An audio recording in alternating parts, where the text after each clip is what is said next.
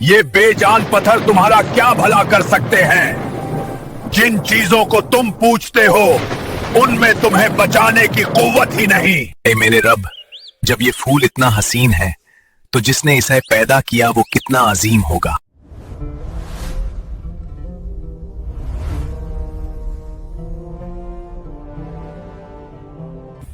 ये बात है उस नूर की जो दो जुमों के दरमियान चमकता है।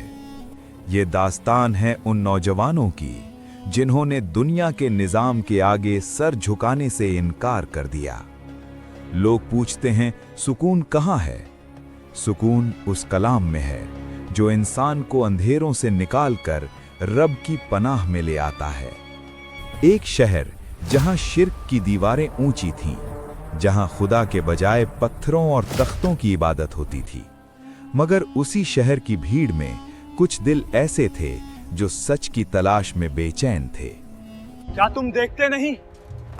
ये आसमान, ये जमीन, ये सब खुद ब खुद नहीं बना।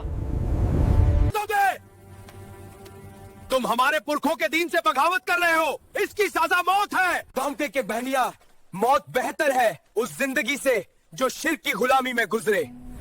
जब जुल्म हद से बढ़ गया तो उन चंद नौजवानों ने अपना घर बार छोड़ा और उनके पीछे पीछे एक वफादार कुत्ता भी चल दिया जिसे दुनिया कितमीर के नाम से जानती है। वो थके हारे एक घार के दहाने पर पहुंचे। उन्होंने हाथ उठाए और वो दुआ मांगी, हमें अपने पास से रहमत अता फरमा और हमारे इस काम में हमारी दुरुस्ती का सामान कर। रब ने उनकी दुआ कबूल की। उन पर ऐसी नींद तारी हुई कि सदियां बीत गईं।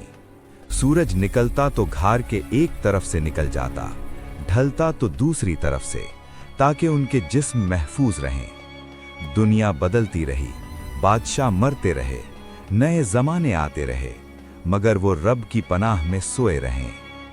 अल्लाह फरमाता है, और तुम उन्हें जागता हुआ समझते, हालांकि वो सो रहे थे।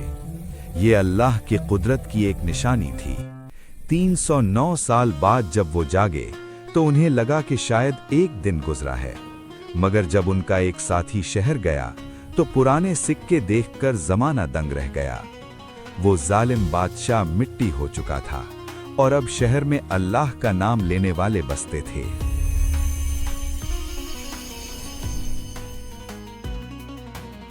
मगर सूरह अल कहफ सिर्फ गार वालों तक महदूद नहीं। ये हमें बताती है कि दुनिया की चमक कैसे धोखा देती है।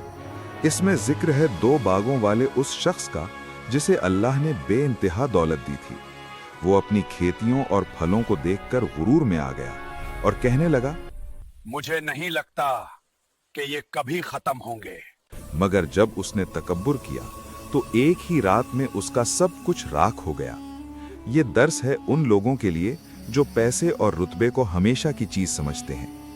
फिर ये सूरा हमें इल्म के एक अजीम सफर पर ले जाती है, हजरत मूसा अलैहिस्सलाम और हजरत खिज़र अलैहिस्सलाम का सफर, जहां मूसा अलैहिस्सलाम जैसे बड़े नबी को भी सब्र की तलकीन की गई। हम अक्सर जिंदगी में होने वाले वाकयात पर परेशान हो जाते हैं, मगर हम नहीं जानते कि पर्दे के पीछे अल्लाह की क्या हिकमत है। कभी कश्ती का टूटना मुसाफिरों को बादशाह के जुल्म से बचाता है और कभी किसी नुकसान में ही कोई बड़ी खैर छुपी होती है। और आखिर में जिक्र आता है उस मुनसिफ मिजाज बादशाह का, यानी जुल्करनैन का, जिसके पास मशरिक से मगरिब तक की हुकूमत थी, मगर उसने कभी ताकत का नाजायज इस्तेमाल नहीं किया। उसने याजूज माजूज के फितने से लोगों को बचाने के लिए एक मजबूत दीवार खड़ी की। ये बताता है कि असली इख्तिदार वो है जो मजलूमों की मदद के लिए इस्तेमाल हो। ये है सूरे अल कहफ का सबक कि जब तुम सब कुछ अल्लाह पर छोड़ देते हो तो वो वक्त और मौत के कानून भी तुम्हारे लिए बदल देता है। आज की चमक दमक वाली दुनिया फितने का दौर है। हर तरफ झूठ और फरेब का जाल है, मगर हमारे पास एक ढाल है। इमाम इब्ने कसीर ने फरमाया कि इस सूरे में 4 बड़े इम्तिहान का जिक्र है। ईमान का इम्तिहान, दौलत का इम्तिहान और इल्म और इक़्तिदार यानी पावर का इम्तिहान। नबी सल्लल्लाहु अलैहि वसल्लम ने फरमाया, जो शख्स सूरह अल कहफ की पहली 10 आयत याद कर ले वो दज्जाल के फितने से महफूज रहेगा। सही मुस्लिम 809। तो क्या तुमने आज सूरह अल कहफ पढ़ी? ये सिर्फ एक कहानी नहीं, ये एक यकीन है कि अगर तुम हक पर हो तो तुम अकेले नहीं हो, खालिक़े कायनात तुम्हारे साथ है। अगली बार जब जुमा आए तो इस नूर को अपने दिल में उतारने की कोशिश करना, क्योंकि गार वाले सो कर भी जीत गए और दुनिया वाले जाग कर भी हार सकते हैं।